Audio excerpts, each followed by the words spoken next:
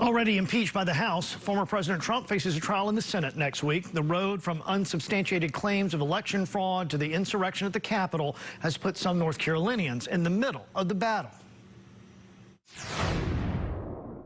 Mark Meadows, Sidney Powell, Mark Martin, and Josh Howard, North Carolinians now part of the story of Donald Trump's last days in office. We are going to take this country back. Attorney Sidney Powell promoted unsubstantiated conspiracy theories that Dominion voting systems colluded with former Venezuelan President Hugo Chavez to fix the election. The Raleigh native and UNC law grad is now being sued by Dominion for $1.3 billion. To me, the big question is how in the world did it happen? She had a fairly well-respected, established legal practice over a number of years. Then there is former state Supreme Court Chief Justice Mark Martin. According to the New York Times, Martin advised Trump in the days before Congress certified the Electoral College. Retired Justice Bob Orr has known Martin for years. If you get a call, the president's on the line, or the president wants to talk to you, you're certainly going to talk to him. You're certainly going to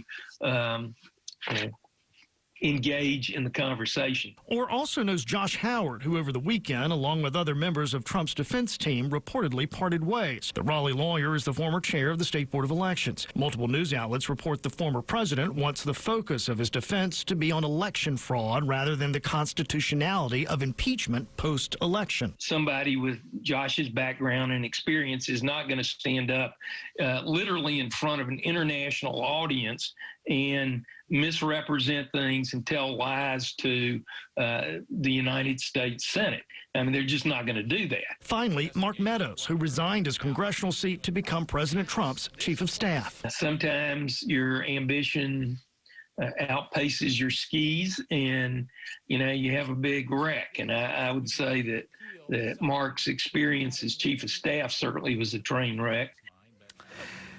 And this afternoon, former President Trump's legal team did release a brief arguing the trial is unconstitutional overreach by Congress, while also denying the former president incited rioters to attack the Capitol on January the 6th. House impeachment managers, though, disagree.